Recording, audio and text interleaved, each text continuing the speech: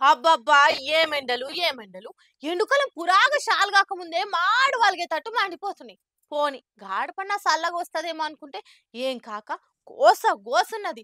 పొద్దుగాల 10 గంటలకి డ్యూటీకనెళ్తే పగటిలు 2 గంటలకు కొట్టినట్టే కొట్టవట్టే ఈ ఎండలు పాడుగాను. ఆయింత కళ్ళు తిరిగి ఏడ పడిపోతానో అని ఇన్ని నిమ్మకాయ నీళ్ళు తెచ్చుకుందామంటే ఎండల కంటే నిమ్మకాయల ధరలే బగ్గుమంటున్నాయిగా.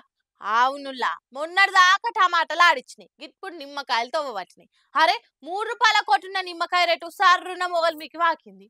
ఈ ఎర్రటెండకు బయటకు పోయొచ్చినాక జర నిమ్మకాయ నీళ్ళు తాగితే పానం మీద అర్థమైతది. ఎన్ని డ్రింకులు వచ్చినా నిమ్మకాయలతో షర్బత్ చేసుకొని తాగితే ఉన్న కిక్కు ఎండ్లుండదని పెద్ద మనుషులు చెప్తుండే. కానీ ఇప్పుడు అవి రేట్ చూస్తే మటుకు తాగకముందే కిక్కెక్కే తట్టే ఉన్నదిగా. రాను రాను ఎండలు పెరిగే కొద్దీ ఎండల కంటే ముందుగానే నిమ్మకాయల ధర పెరగబట్టి నిన్న మొన్నటి దాకా రూ. 20 కర డజన్ ఉండే. కానీ ఇవాళ ఏక్ దమ్మున రూ. 40 అయ్యింది. ఇక ఒక్కొక్కటి కొనాలంటే రూ. 10 లోటు ఇస్తేనే నడుస్తుంది. చిల్లర చిక్కలిస్తే మటుకు రేణుగాయ అంత నిమ్మకాయ గుట్టిస్తలేరు. నెల కింద హోల్సేల్ మార్కెట్ల 1000 పెద్ద సైజ్ నిమ్మకాయలకు 2000 ధర వలుకుతుండే.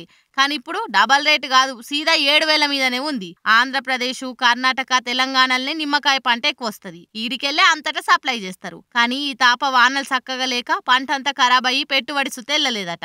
అందుకే నిమ్మకాయల రేట్లు ఇట్లా మొగుల మీద ఉందని రైతన్నలు అంటున్నారు. ఇది ఇంతటితోనే ఆగదట. రాను రాను ఎండలు ఎక్కువైతున్నా కొద్దీ ఇంకింత పిరమైతదట. ఇక హోటళ్లలోనైతే ఇప్పటి సందే బిర్యానీకి నిమ్మకాయలు ఇచ్చుడు బంద్ పెట్టిర్రు. మొన్నటిదాకా అడ్డగోలు వాడినోళ్ళు ఇప్పుడు కుళ్ళిపోయేదాకా వచ్చినా వాడే పరిస్థితి వచ్చిందని అంతా పరేషాన్ అవుతుర్రు. ఇక ఎంత పెరిగినా కొనక తప్పుతుందా గాని జర ఇప్పటి సంది చూసి వాడుకోర్రి. మళ్ళా వాన పడేదాకా రేట్లు ఈ తీర్లనే ఉంటాయట. యాదుంచుకోర్రిగా.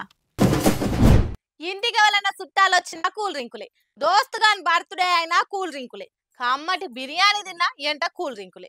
ఎండన వాడొచ్చినా కూల్ డ్రింకులే. దినాం నీళ్ళు ఎట్లా తాగుతాము ఈ కోకులు కూల్ డ్రింకులు సుతా గట్లనే అలవాటైనాయి మన పెయ్యికి. అరే పైసలు ఉన్నా లేకున్నా రూ. 20 చిన్న డబ్బా కొనుక్కొని అయినా గొంతు తడుపుతాం. మందు తాగే పెద్దోళ్ళ నుంచి స్కూల్ పోయే పొలగాండ్ల దాకా కోకులు థమ్సప్పులు అంటే చాలు తిండి లేకున్నా సరే. ఆగో గంతగనం అలవాటైన మళ్ళా ఈ కెమికల్ నీళ్లకు. ఆవు మళ్ళా అడ్డమైన మందులు కలిపి తయారు చేసే కూల్ డ్రింకులకు అంత డిమాండ్ నడుస్తున్నది మార్కెట్లా. ఇదే అలసు చేసుకొని ఇంకా గలీజుగా కల్తీ చేస్తురు కొందరు చిల్లరగాళ్ళు. నేను చెప్పుడు కాదు గాని మీరే చూడురి. బొమ్మ చూస్తేనే సగం ముచ్చటెరక కావచ్చు. గవ్వే మనమంతా ఏరి కోరి కొనుకొచ్చుకునే కూల్ డ్రింకులే. ఎట్లా తయారు చేస్తుర్రో చూస్తుర్రా? బండ్లల్లో పోసే పెట్రోల్ డీజిల్ అన్న నయ్యం కదా, సీదా బండ్లలోనే పోస్తారు. ఇది అంతకంటే అధ్వానంగా ఉందిలే. ఏం చేస్తాం, దినాం కల్తీ చేసే కాంట్రిగాళ్ళు గల్లీకొకడు ఉట్టుకొస్తుండు. మళ్ళా ఎంత గలీజ్ గాళ్ళు మోపైరు. చిన్న పోరాల నుంచి పెద్దోళ్ళంతా పాయిరంగా దాగే కూల్ డ్రింకులను గలీజ్ డ్రమ్ములలో తయారు చేసుడే కాదు, ఏన్కట్కి స్టవ్ పొయ్యిల గౌరవెట్టి కిరోసిన్ నింపినట్టే బాటిళ్లలో కూల్ డ్రింకులు నింపుతున్నాడు. అటెన్క అవిటికి మూతవారి మూతలు పెడతాడు. ఇక ఈ పనికి మాలినోడు బాటిల్కు టిక్కర్ అంట పెట్టి ఆమెనికే తయారు చేస్తాడు. సేమ్ కంపెనీ కోక్ లెక్కనే లేదు. అది ఇది పక్కకు పెడితే ఏది అస్సలు ఏది నకిలీదో ఎరకబట్టి నీకే తయారు చేసినోడనే ఎత్తి పట్టుకుంటాడు. మళ్ళా అట్లుంటది మన పోకిర్ దందా చేసే మూతవార్లతోటి. చీషి తినేటి తాగేటి అన్ని కల్తీ చేసి పారేస్తారు గారా నాయన.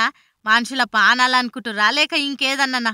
మనకేమో ఇవే వెరకలేక సూపర్ మార్కెట్లకు పోవుడుతోటే కోకులు కూల్ డ్రింకులని అవిటిని లటుక్కున తీసి బుట్టిలు వేసుకుంటారు. కాలం ఏదైనా సరే అందరింట్లో ఫ్రిడ్జ్లల్లో ఈ డబ్బాలు ఉండవలసిందే. ఇక ఎండుకాలం అయితే నీళ్లు తాగినట్టే రోజుకు 4-5 డబ్బాలు లేపుతారు మనోళ్ళు. ఇప్పటికైనా చూసిరు కదా మీరంతా దినాం తాగే కోకులు ఎట్లా ముస్తాబైతున్నాయో. జర తాగేటప్పుడు వెనక పొంటున్న టిక్కరు కంపిందా లేక కల్తీదా చూసి కొనుర్రి.